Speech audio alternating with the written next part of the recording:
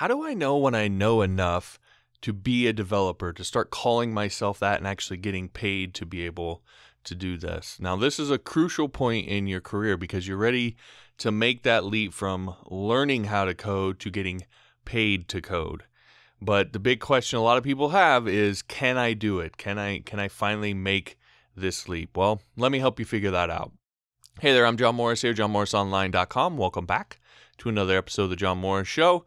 In this one, of course, we're going to be getting into this question of how do you know when you know enough to be a developer, or there's some telltale signs, or there's some things you can look at.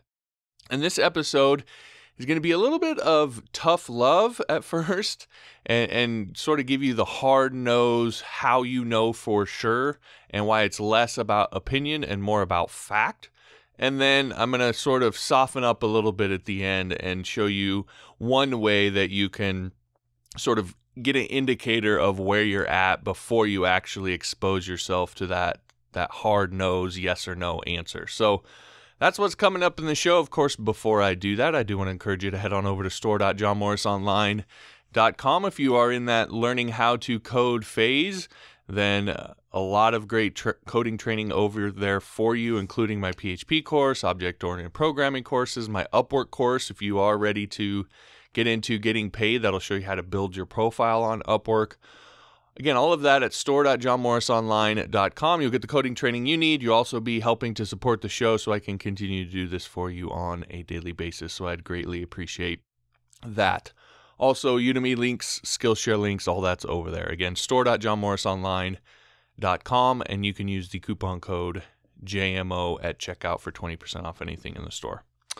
All right, so with that out of the way, let's go ahead and dive into this. And let me start off with sort of the tough love part of this, which is, there's no hard, fast answer to this really in terms of someone's opinion or anything that I could tell you, because ultimately whenever I see this, and this comes up a decent amount, what people seem to want is for someone outside of themselves to tell them that they're ready. But the truth of it is none of us know that. And if you're really honest, you don't even know that, because there's really only one way for you to really know for sure and to find out if you're ready to do this, and that's to do this. So the sort of questions, or the way that you know for sure is, let's say it's what you want to do is a tech job at some company. Well, did you apply? And if you apply, did you get hired? That's the hard, fast, factual way to know if you're ready. Or did you bid if you're freelancing, did you bid on a gig or a job? Did you get the job? When you got the job, did you deliver on the job? When you delivered, were the clients happy? How happy were they? Could you do that again? Those are all the questions that actually get to the direct answer of whether you're ready or not. It's about actually doing it, and doing it at the level that you want to do it, that you need to do it in order to be able to do this sort of thing long term. Nobody's opinion, my opinion, nobody on Quora or anywhere else is going to be able to tell you and give you those answers. You have to actually expose yourself to that sort of hard truth that can be scary as hell, but that's ultimately the only way that you can know. I sort of brought this up a little bit when we were talking about senior developers, a question of how do you know when you're a senior developer? It's really the same answer. You know you're a senior developer when you get hired as a senior developer. And if you get hired as a senior developer and some, know-it-all in a forum tells you you're a noob and you'll never be a good developer in this, that, or the other, well, what do you care what they think, what their opinion is? If you have a senior developer position, you're getting paid as a senior developer, you're doing good work, you're the people you're working for are happy. Like, why would you substitute their opinion for the actual fact of you doing it? And the opposite is true. If you believe in your mind that you're a senior developer and you deserve this and you deserve that, but you apply for 15 senior developer jobs and you don't get hired, well, then the way you're looking at yourself maybe isn't as accurate as you think it is. So at the end of the day, what the answer to this question is, are you doing it? And if you're not doing it, then you're not a developer. And if you are, then you are. And that's just the way it is. Now, I know a lot of people, and look, I know that that's sort of an easy answer, right? But it is the actual answer. And the reason I bring this up is because it's so important as you go through your career and really just your life. There's going to be so many people out there that have opinions. They're going to want to talk shit about you and say all these everywhere you go, or they'll say nice things. You have to be more disciplined than that. You can't get caught up in that stuff. You have to figure out how to cut through all the BS and figure out what the actual truth is and what actually matters in every scenario. And this is just one of those examples. So it's not me just wanting to come on here and be a dick about it. It is the actual truth, and it's so important that you're able to be that honest with yourself. So again, don't be afraid to expose yourself to that truth and find out and then know for sure, and be confident in your assessment of the facts, not everybody else's opinions. Of course, as I was saying, I know a lot of people hear that and say, well, no shit, Sherlock. What I'm after is some indicator, of whether I'm close or not, just some idea. I'm not asking someone to tell me. I just want to know if there's things that I can look at to be like, okay, these are indicators. So what I would tell you is, outside of actually going and doing it, applying, etc., this is the next best thing, and that is role playing. And I experienced this, or I found the value of this actually in sales. So I've sort of told the story before, but when I was really young, like 20 years old, I started this job at a shoe store. There's a shoe store in a mall called Trade Home Shoes, and eventually got into their manager and training program, and then became a manager. And so I went through the whole process of starting out part-time, moving to full-time, and then into a manager, and being the one being trained, now having to switch that and being the one doing the training for my employees as a manager. And we were a commission-based store, so the salespeople in our store, if they didn't sell, they didn't make any money. And if they didn't sell, I didn't make any money as a manager.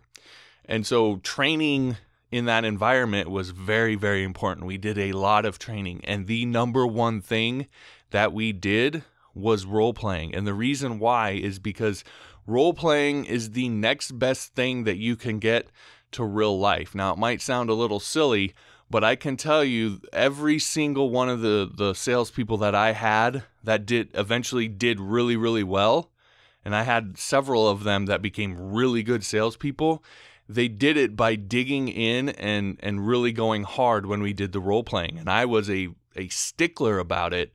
I would, like, if they tried to break character or get me to break character or anything in the middle of us role playing, I would not do it.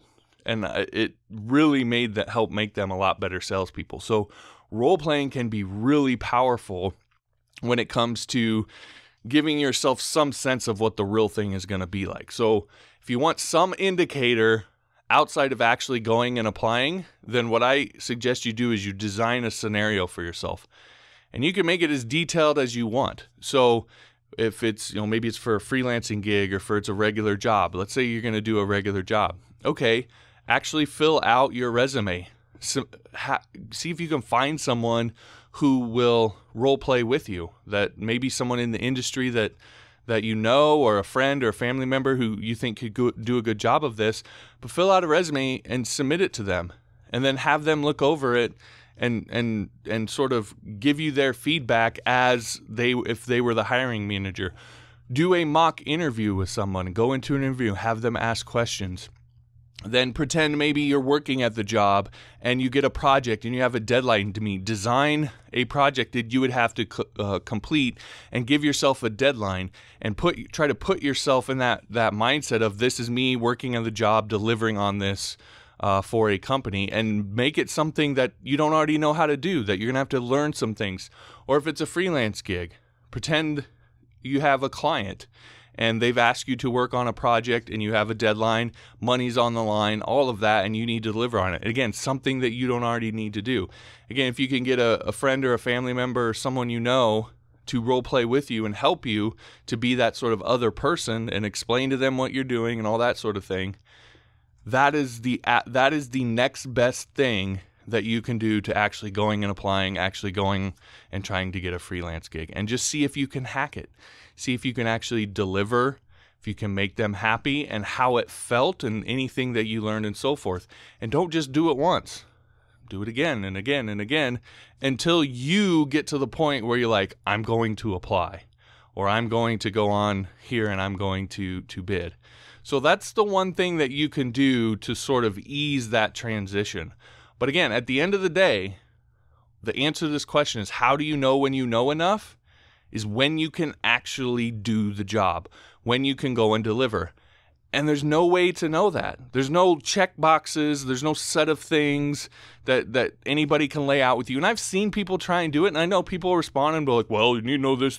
That is all someone's opinion. And at the end of the day, what matters is the company that you're applying to. What's their checkbox?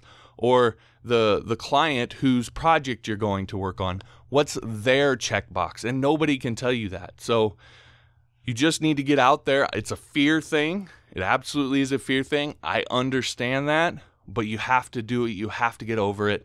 And once you do it this one time, then you get hired, or you get the client or whatever, you're able to deliver, and you see for yourself that you can do it. It just is a huge confidence booster, and you'll sort of take off from there. Now, the last thing I'll say on all of this, for those of you listening who are still sort of, you probably know enough.